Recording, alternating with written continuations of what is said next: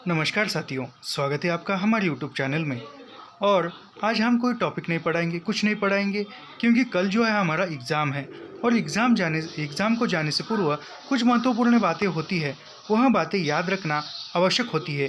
वह बातें याद रखिए और जो सामान है वह साथ लेकर जाइए। सबसे प्रथम आपका एडमिट कार्ड यानी हॉल टिकट जो है वह साथ लेकर जाइए। उसके साथ जो अपने फॉर्म फिलअप करते समय जो फ़ोटो अपलोड की है, जो हॉल टिकट पर आपकी जो फ़ोटो है वह 2 फ़ोटो और पेन एक ले जाइए।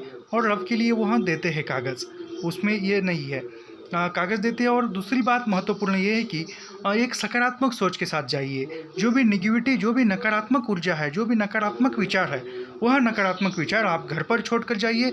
सकारात्मक ऊर्जा के साथ, सकारात्मक एनर्जी के साथ, एक नई सोच के साथ आप एग्ज़ाम देने जाइए। अवश्य आपका रिजल्ट ही सकारात्मक आएगा, क्योंकि जिस सोच से हम कार्य करते हैं वही सोच से हमारा रिजल्ट भी आ जाता है। तो सकारात्मक सोच उत्पन्न कीजिए। और दूसरी बात यह है कि आप कोई नया टॉपिक मत पढ़िए। जो भी आपके पास शॉर्ट्स नोट होंगे बनाए हुए, वह नोट्स पढ़िए, वह काफ़ी आप कारगर साबित होंगे इस समय में।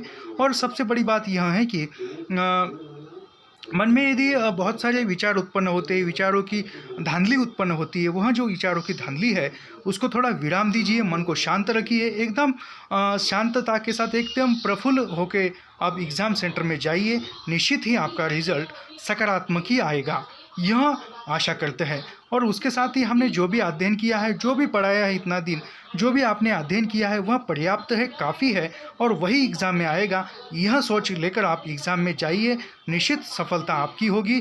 कल का दिन आपका है, चिंता मत कीजिए। एक नए एनर्जी के साथ, नए उत्साह, नए जोश जुनून के साथ आप एग्ज़ाम में जाइए और निश्चित ही एग्ज़ाम क्वालिफाई हो जाएगा। आप ज़्यादा धांधली मत कीजिए, मेरा ये टॉपिक रहा है, मेरा वो टॉपिक रहा है, इसमें से मैंने ये नहीं पढ़ा, वो नहीं पढ़ा, ये बिल्कुल छोड़ दीजिए।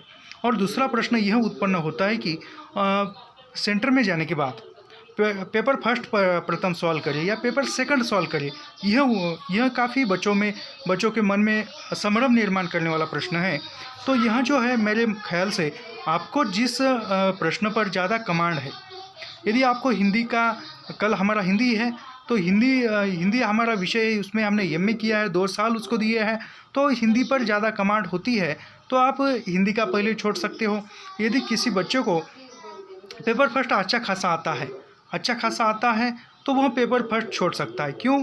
क्योंकि हमें समझो पेपर फर्स्ट का कुछ ज़्यादा आता नहीं है, और उस पर हमें कमांड भी नहीं है।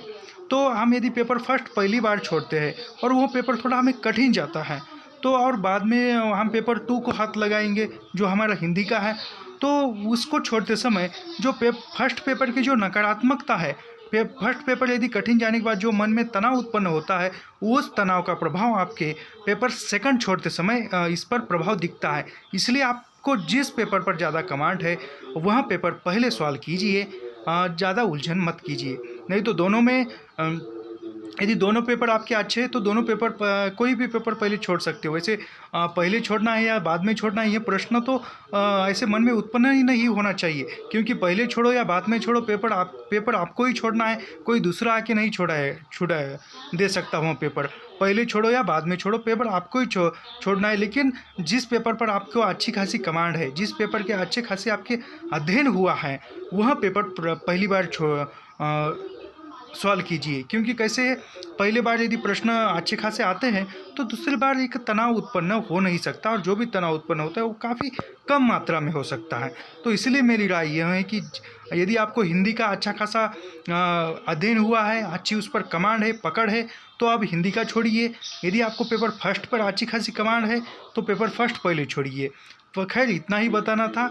और जो भी पेपर देने वाले कल छात्र हैं उन सभी को ढेर सारी शुभकामनाएं या ढेर सारी बधाइयाँ। तो मिलते हैं पेपर होने के बाद कल, यानी 3-4 बजे कल मिलते हैं।